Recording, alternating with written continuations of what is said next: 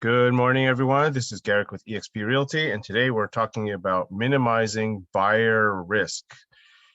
Okay, so in a competitive market, a lot of the sellers are asking that buyers remove all their contingencies prior to the purchase or prior to contract. And when a buyer removes all their contingencies, there's no way out of their contract. And that's pretty scary because a lot of the buyers are going in to see the house during an open house for 10 minutes. And then they're walking out of that house and thinking, wow, this is a nice house. I can picture myself living here. And then they're calling us, the agents, and say, I want to make an offer on that house. And if they win, those 10 minutes that they saw that house during that open house when there was like 20 other people walking through, that's when they had to make that decision. And that's a pretty tough decision. I think some of us spend more time trying to decide which apple to go buy at a supermarket sometimes. Do we want this one or do we want that one? How about this watermelon or that watermelon? But you're making $1 million purchase in about 10 minutes time, and that's pretty scary. So we as the agents need to do our best to help that buyer client to minimize and reduce that risk as much as possible. Okay. Even though that this hot market in the Bay Area is asking that we remove all our contingencies prior to the contract, the advice that we still give our clients is do not waive your contingencies if you do not need to. Okay. Do not waive your contingencies if you do not need to. You need to keep them for as long as you possibly can. Okay. It is a game of poker. If the next buyer does not remove their contingencies, well, you don't either. Okay. You just need to be just enough better than the other client, right? So if the other client, if there is multiple offer situation and the other buyer has removed appraisal and loan, you should do the same. If you can, verify and make sure that your buyer is able to do it. Okay. And then maybe you have a shorter inspection time. Okay. So what is a contingency? Contingencies are your get out of contract cards. Okay. They're not really cards. It's something that has to be removed with a form. So in the state of California, we have a form called the contingency removal form, and we fill this form out with the signature, and that will let the seller know that you are removing a specific contingency. And there's a number of contingencies, but the main 3 contingencies are the inspection contingency, the appraisal contingency, and the loan contingency. Okay. These 3 are the 3 biggest ones. So the first one, let's talk about is inspection contingency. In the Bay Area market, the seller is going to want to reduce or minimize the opportunity for the buyer to renegotiate price or to perform their own inspection. So the seller will invest $1,000 of their own money to investigate their own property and provide you, the buyer, the inspection. So that way you're going to look at the house and you say, okay, that was a nice house. Now I'm going to look at the inspection reports. Whoa, I didn't see that the water heater was 10 years old and it's about to expire. I did not see that the roof is 25 years old and it has 5 years left to go. I did not see that there were termites underneath the house. So those are some things that I need to concern myself with and calculate into the cost of the purchase of the property. But if the seller did not provide these reports, then that means me, the buyer, or the buyer agent will say, I recommend that we do have these reports. We should go do our own investigation. Okay. And if we have to do our own investigation, we need to set aside time for that inspection. So we keep an inspection contingency. But not everybody needs it. And this is a very rare case. Most first-time home buyers will need or want an inspection contingency. Experienced investors, they know how much a roof is going to cost. They looked at it and said, okay, well, it's going to expire. So what? That's a $15,000 discount. Water heater is going to expire. No problem. That's $1,000 discount. I can budget for that. I already know it. I looked at it. I saw it. Okay. They can look at the floors and say, okay, well, this house has been lived in for 30 years. They probably did not do any investigation on the termite inspection, fumigation or termite issues in the past 30 years. So I'm going to expect there to be termite issues. And I'm going to say, well, the cost of that is probably going to be about $15,000. And that's probably going to be in areas of the house that are like the bathroom. But if I'm going to redo the whole bathroom, that's going to be $15,000 anyway. So shouldn't be double costed, the cost of the remediation and the cost of the remodel. So you kind of estimate, well, if I'm going to just change out the bathrooms, it's going to be about $15,000 each. And I should budget some extra money for tenting or drilling to remediate termites. Okay.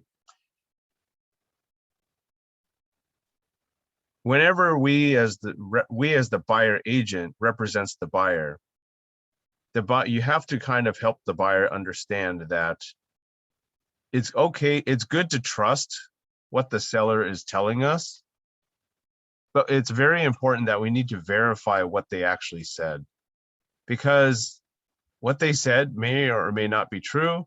They may or may not have forgotten. It wasn't an intent to mislead you, but it's just sometimes they don't know. Okay. In this current market, we're buying houses from sellers that are renovating or sellers that are preparing their house for the purpose of selling. Sometimes it's their relative. Sometimes it's grandma's house and she passed away. So I can't ask grandma, what did you do to the house? Okay. Some in a bank owned, in an REO market where there were foreclosures, the seller is the bank. They have absolutely no idea what's going on with the property. They bought the paper. So the structure, they've never been to it. And they have many other agents that are representing the bank, but they don't know, they're not real estate professionals. So in the worst case, we need to 100% rely on your experience and the inspector's experience in terms of what the report says. Okay. For you to be a better agent, you should also learn how to read inspection reports. And you should figure out what is the cost of stuff to repair. Okay. Read those inspection reports. Learn to read them.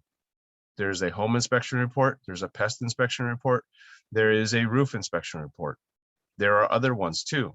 Sewer lateral, sidewalk, pool, chimney, arborist. Those are some main ones. Hazard disclosure. All of those are important. It's very also important to know that there is no perfect house. All houses will have something. You just need to find out what is going to be important and what is going to be tolerable to the buyer. The reason why today's class is very, very important is because the buyer is going to put a 3% deposit on the property. Okay. So for $1 million house, that's $30,000. You don't want to lose their money. Okay. So if the buyer is making a no contingency offer and you don't have a complete picture of the property, make sure you're not ready to lose the $30,000 yourself. Okay. Treat it like it's your own money. Okay. If you're not willing to lose $30,000 on something and you feel that there really should be an inspection because you just don't know, go get that inspection. Okay. Okay. That's the inspection contingency. Everything related to the property. Sometimes history, sometimes condition. Okay. Sometimes neighborhood. So it's not structural anymore. So you got to look at the schools, you got to look at the airports, you got to look at the neighborhood, the demographics, the grocery store, the crime, the sex offenders. And we'll talk about that more in the rest of the document. Appraisal contingency. This is where the bank hires an appraiser and the appraiser gives an opinion of the value of the property. This is 100% calculatable from the agent side. Okay, so the sales data is out there. So now it's up to us as the buyer's agent to then calculate as best we can the potential appraisal value of the property. And when we calculate the appraisal value of the property, that is going to be the number in which hopefully the appraiser will agree to. Okay, and so the perfect appraisal is going to be the house next door, because it's because it's in the same neighborhood and the proximity is very similar.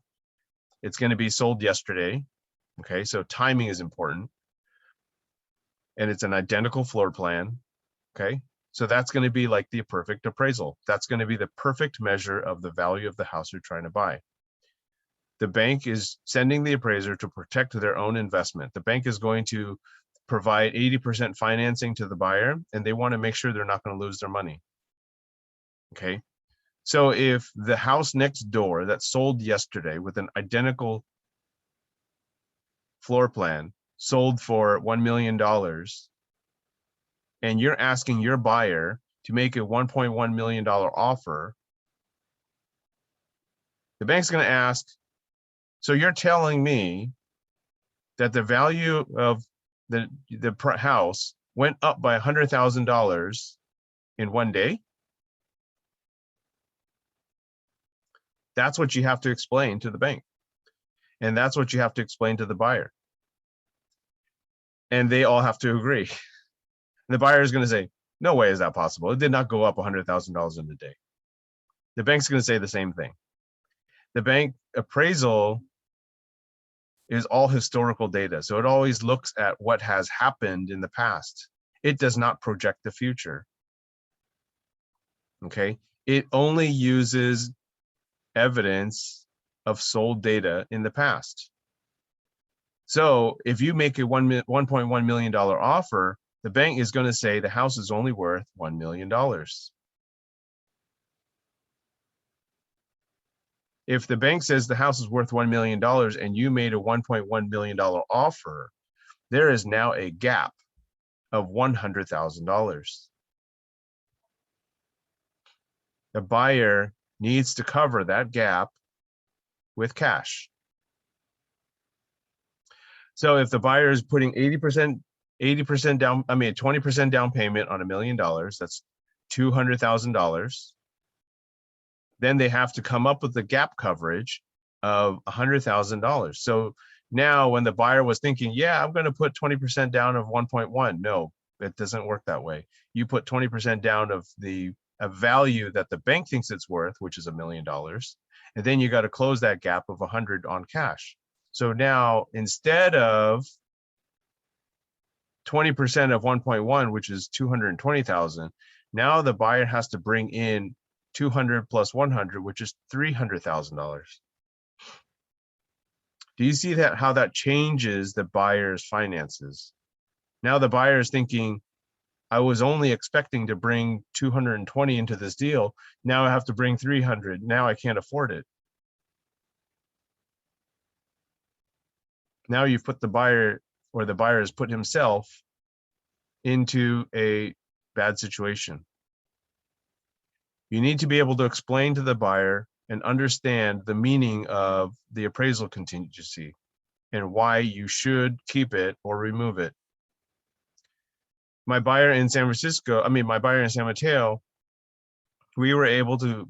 we made an offer of $721,000 over the asking price. The list price was $999. We made an offer of 1.72. Garrick, you're crazy. The buyer is crazy too. Hey, we won, but that wasn't the point. Okay. Winning is great, but if you can't close the deal, that's not a good thing. And 1.7 is close to 2 million. 3% of the 2 million is 60,000. So the buyer had probably about $55,000 deposit in this deal. So if there was $55,000 in the deposit and it doesn't appraise, they're in big trouble. They might lose the $55,000. Treat it like your own money. Okay. If it doesn't make sense, if they're not comfortable, don't remove the contingency. Okay.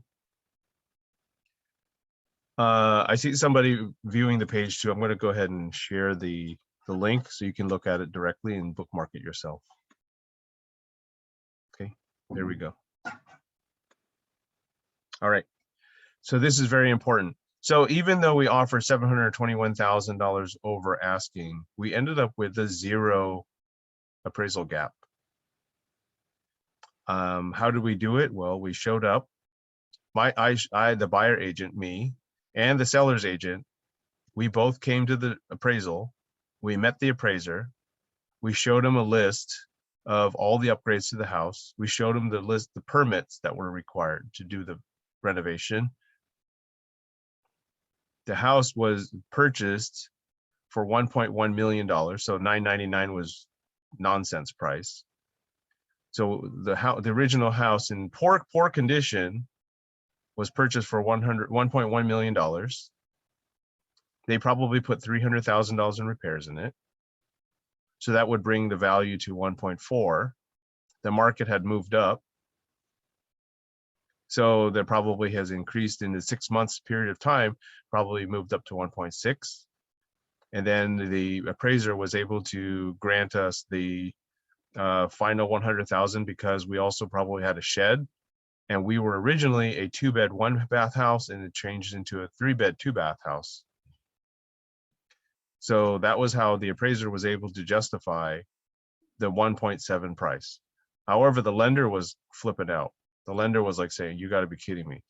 It was $1 million house and you're telling me it sold for 1.7. You want me to believe that there was a $721,000 increase? Well, that was marketing. The reality is it increased in value probably by over the last sold in the area, probably by about 100. But because of the condition and all those things, we got our value. No appraisal gap. Almost a miracle. But these miracles are planned. Okay, you make them happen. Regarding appraisal numbers, okay, when you're talking to your buyer, you need to show them the spreadsheet. If you're not showing them the spreadsheet, you are not helping them. You need to show the buyer the spreadsheet. This is the houses that are sold in the neighborhood. You need to show them the close dates. It's got to be within 3 months. You got to show them the houses in the same neighborhood. Don't show me stuff in 2 miles away. It doesn't matter. I need to know what's happening in my neighborhood. Show them in sequential order from smallest to largest, because square footage of the house is probably the most important value here. Okay. A 0 square foot house is not $0. It actually has a base value of the land, the dirt value. So the larger the house, the smaller the dollar per square foot. Okay, so if you look at this sheet like this, you can say, well, what do you feel the value of 615 Dunhill should be? Well, if I'm looking at this, okay, and one of the most recent sales here, I highlighted in yellow because you want to help the buyer to read this. Okay, it says 1.471. Okay, so this one here, 615 Dunhill, was listed for 1249. So I'm predicting the support value will be 1.5, because if this smaller house was sold for 147, then 200 square feet should be able to justify at least $50,000 more expensive. So if you see that this bracket and this bracket, these numbers show that 1.5 is very reasonable. Okay. And from this number here, you need to let them know that any number above that is going to be the gap. So if the buyer says, yeah, I can actually see that this is an aggressive market and we should offer 1.6. Okay, great, let's offer 1.6. But keep in mind that the appraiser is probably going to say your gap, your appraisal support is going to be at 1.5. So anything over 1.5, you need to come with cash. So 20% of 1.5 plus cash over the 1.5. That's how you're going to make this work. if you do no contingencies on the appraisal. The seller is going to want you to have no appraisal because they don't want you to renegotiate the price.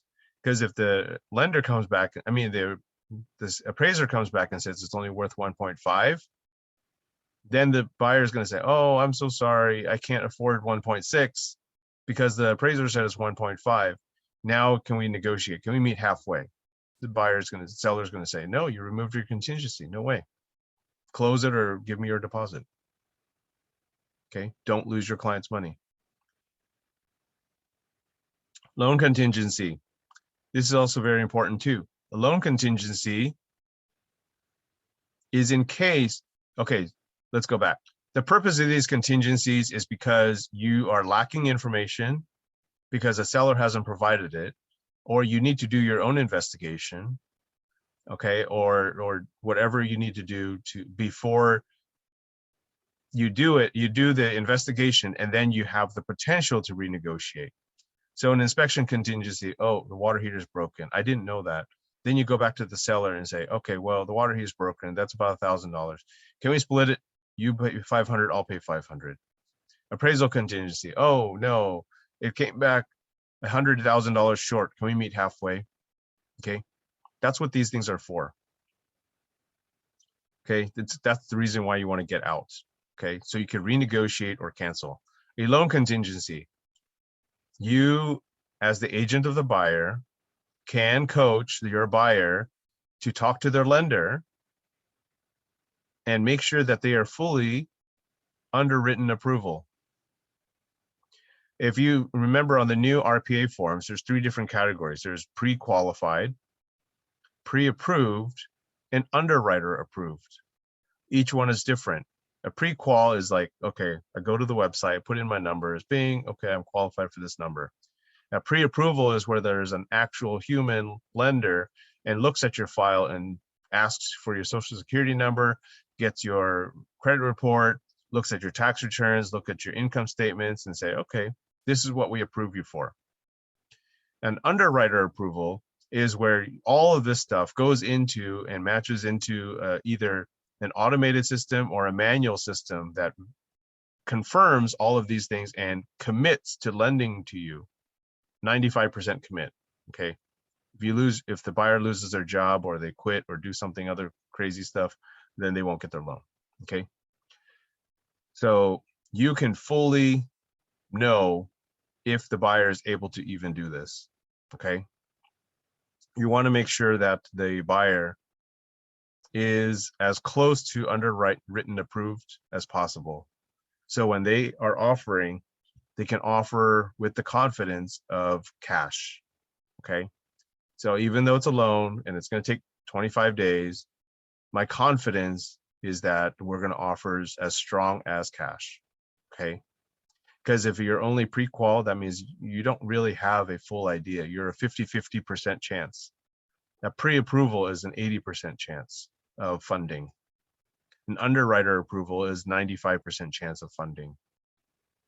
Okay, the seller is going to want the confidence. What are the probability of closing? Okay, loan contingency means I will get a loan and will close, and if I can't get a loan, I will forfeit my deposit. That's how crazy it is. Okay, you can also ruin your loan credibility, right? So if you make big purchases, like you go buy a washer dryer, you buy a car, then suddenly you have new debt and you can't qualify for the loan that you applied for. That would be a problem. I've had one instance where somebody lost their deposit, and that was because they had a tax from 2 years ago, few years before, and they didn't know. But the lender called it up and then they just couldn't do it. They couldn't clear it fast enough. So they ended up losing a part of their deposit. Okay. Once you have all 3 of these things understood, and your buyer is fully aware of all 3 of these major contingencies, at that time you can consider removing all the contingencies. But also make sure that your client has read all the documents, the TDS, the SPQ, Those are information from the seller. Okay. So let's go dig deeper. In the inspections, there are 3 major inspections: home, pest, and roof. Okay. And then this goes into much, much further detail into the rest of the inspections. Okay. So this form here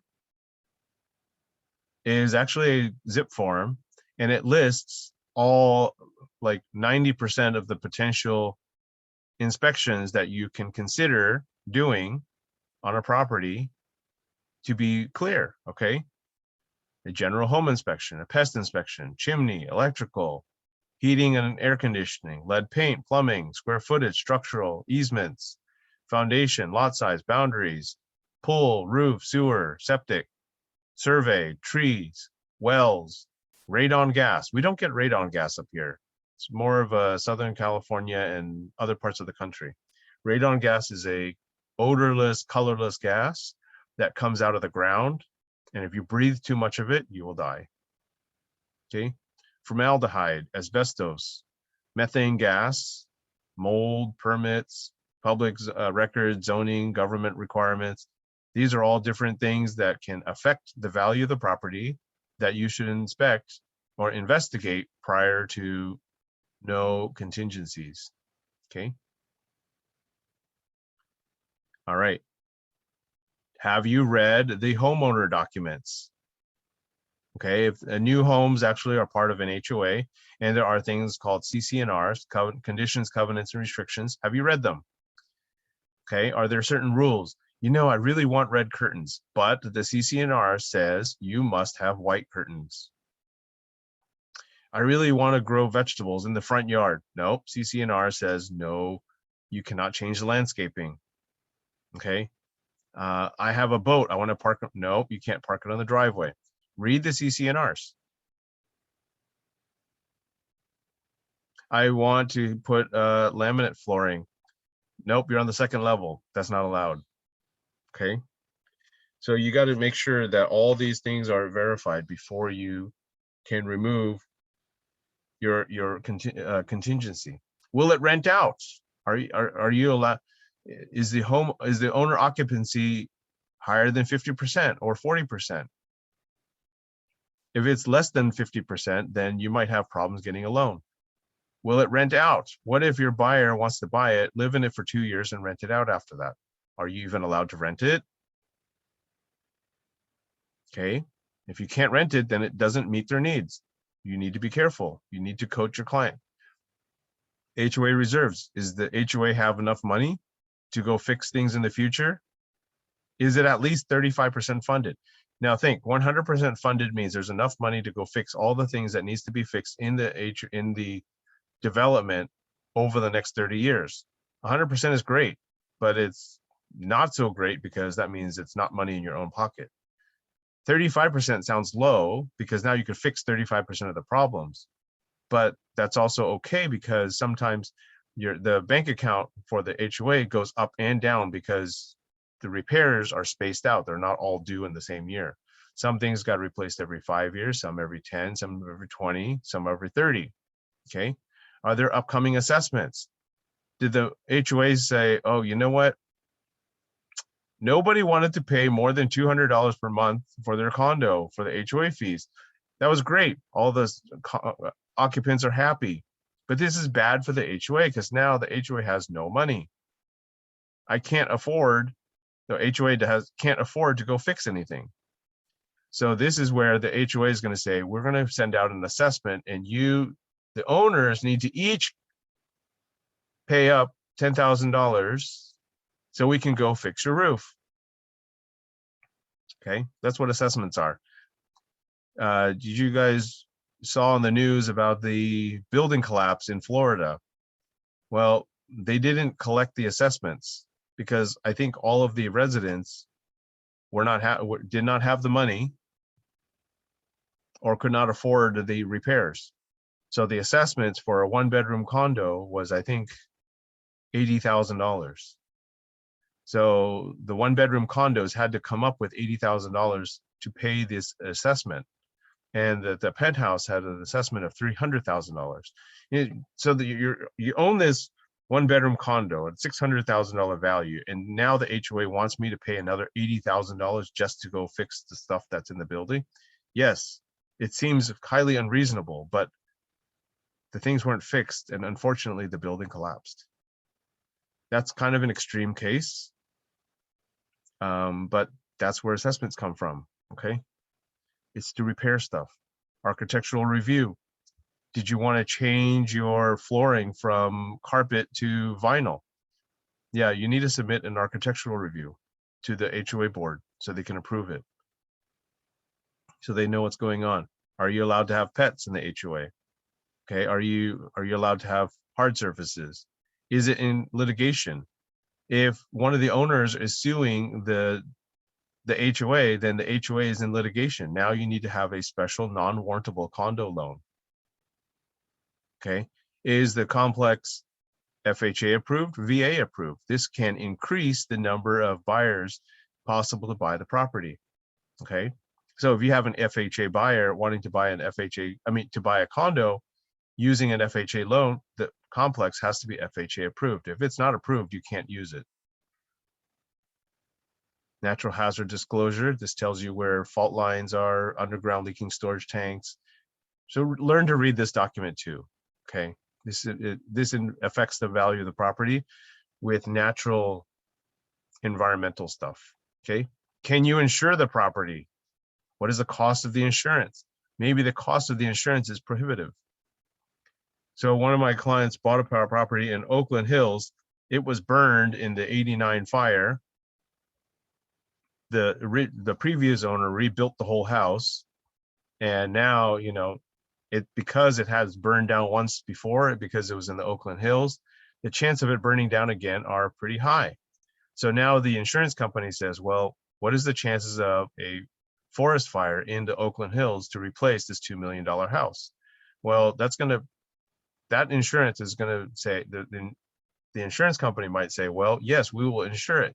We'll insure it for $2,000 per year or $5,000 per year. So you need to make sure that your client talks to the insurance company and sees that the cost of the insurance premium is within their budget, or maybe they should look somewhere else. Other factors that will affect the value of the property, okay? And these are all different things that the buyer should investigate. Well, what are the demographics of the city? Okay, what is the income level? What kind of people live here? I know we're not supposed to discriminate, but maybe some of these things matter because it's personal preference. You can't tell them, oh, it's these peoples that live here, or you can't say that. But you can say, if you can go to the local grocery market and see who's actually coming to shop here, maybe come back at night and take a walk and see if you like the neighborhood. Okay, there are some neighborhoods that are a little bit scarier, and I tell the client, and I say, you should drive there at night and see if you like it there. Because what happens after dinner if you want to go take a walk and you don't feel comfortable? You probably don't want to buy there. You should do that. Go check it out. Know your schools. Maybe your client doesn't even have kids, but the schools actually will contribute to the value of the property. So a school district that has a 10 score is going to have a much higher price value of the house compared to a school in a 5 neighborhood. Okay. And when your clients ask you, what's a good neighborhood? Well, it depends. You have to ask them. They have to tell you. On a scale of 1 to 10, what do you think is a good school? What do you think is a good score? Some families come from very attended whatever school there was, and attending a school with a 5 can be great. But to some people, attending a school of 9 can be terrible. So it all is relative to the buyer and what they're expecting. Okay. Generally speaking, in some of these other higher price neighborhoods, an increase of a score of 1 point is about $100,000. Okay. So let's use Fremont, for example. So the house that I have there is in the Kennedy's district, and this is considered the lowest performing school in Fremont. And low means 7 out of 10. Okay, it's not terrible. So an average price house is going to be about $1.3 million. If you go up 1 point, to like an American high school, you're going to pay 1.5 for it. If you go up another point, go to like Irvington, it's probably about 1.6. Go up another point to about 10, you're going to a Mission San Jose school, that's $2 million. Okay, roughly, that's kind of how school scores affect the property value. Okay, so it all depends. Hey, I want a good school. What do you call a good school? What are you expecting? What's your idea of a good school? Okay, of course, we're smart people. We know that when people say, maybe we assume good means 7, 8, 9, 10, but you really need to ask what the buyers want and ask them for what their budget is, because sometimes what their budget is, that house doesn't exist. Okay. Property taxes. The buyer, you need to educate that the buyer has to pay property taxes. Okay, just because you bought it, now you have to pay property tax, and every year you pay about 1 point, is it 1%? It's about 1.2% per year, based on the price that you purchased the house. So even though California prices go up, it's not 1.2% every year, even after the price goes up. That's Texas. That's why Texas has one of the highest property tax value prices in the country.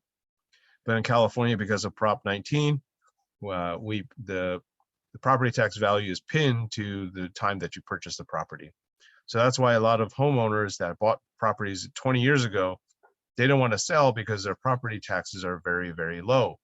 And if they change it to exact same price, okay, let's say they bought $1 million house today, but they bought it 20 years ago, their property taxes are probably about $6,000. If they bought a identical $1 million property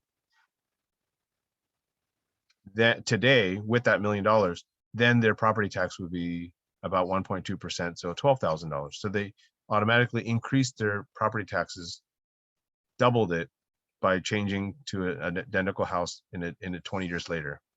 So that's why a lot of property owners don't want to sell, because they also have property tax issues and capital gains issues they don't want to address.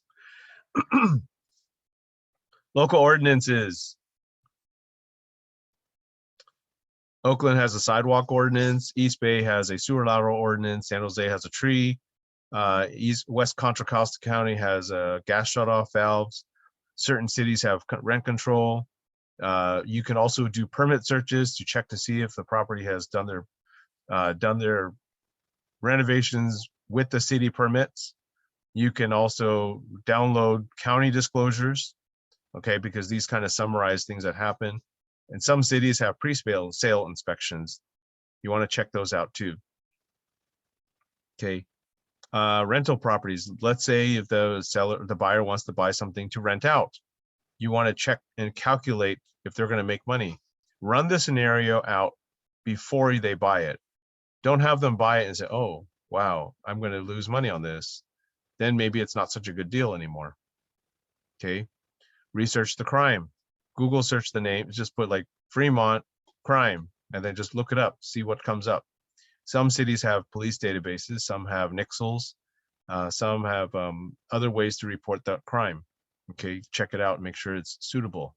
Megan's Law. Do this for yourself. Go to this website, click on it, and put your own address. And find out if there's a sex offender living near you within 2 miles. Just out of curiosity. This is actually disclosed in the real estate transaction documents, but not all buyers will actually take the time to actually go and look at this. We actually sold a house, and the owner of the house was a sex offender. Well, apparently, so once he sold it, now he's out of the neighborhood. So that's kind of a good thing. Earthquake. We live in California, in the Bay Area. We have earthquake threat. So where is the earthquake fault line? This is in the hazard disclosures, but these links here give you more detail into where that fault line is. Look up your own house, find out how close you are to the fault line. Research fire incidents. Okay, we have a lot of wildfires too. Flood risk. Do you live near water? Do you need to buy flood insurance? Gas pipeline. Is your house near a gas pipeline? What if the gas pipeline explodes? Will it affect your house? These are things that can affect your value. Okay, maybe your buyer is like, oh, that's scary. Or they lived in San Bruno and they had bad nightmares of the San Bruno fire. Feng Shui, Vastu, cultural issues, religious issues. Some of these things affect the value, and they say, you know what, I don't want to buy it. I work with Indian buyers, and generally they don't buy properties with south-facing doors. So sometimes we Google map it and check it, and we said, okay, well, south-facing, let's don't go see it. We skip it. Some, okay, and feng shui, maybe you have a Chinese buyer who's very, believes this, and say, well, front door faces the back, we're not going to look at it. Okay, 444 Main Street, no, we're not going to look at it. Don't want to die today, these are things to learn. Okay, we'll teach you more. Solar lease. Solar sounds great. You're being environmental, but is the lease a good lease? That also means that now the buyer has to pay for the lease, and the lender is going to say, well, that's debt, and that can affect their ability to get their loan. So now, instead of you being able to qualify for $1 million loan, now you can only qualify for $950. Can't buy the house. Okay, that's a bad problem. Appraisers do not give solar leases any value because it's not owned. If the solar panels are owned by the property, then yeah, there's value. But if they're leases, they're not worth anything. No appraisal value. Neighbors, do they play loud music? Are they a nuisance? Do they have a junkyard? What's the neighbor like? Because that's the people you're going to live next to. Research the property's history. Was a property purchased or flipped? How about the previous occupants? Take a look at the street view map photo and look to see what it was like before it was flipped. Is it on a T intersection? Was there death on the property? Is there paranormal or is stigmatized? We looked up a news article on one of the properties. In the disclosures, it says that the property was, there was a death on the property, and we decided to research it. Okay, so we researched it. We found the news article. The entire house was burned and completely rebuilt, which is great, but it was also occupied with 15 people and 3 people died in the house. Not so great. Okay, so some people are very superstitious and says, no way, I'm not buying that one. Some people are saying, not a problem, no worries. Look it up and make sure you help your client do the due diligence, so that way they don't feel uncomfortable about the property.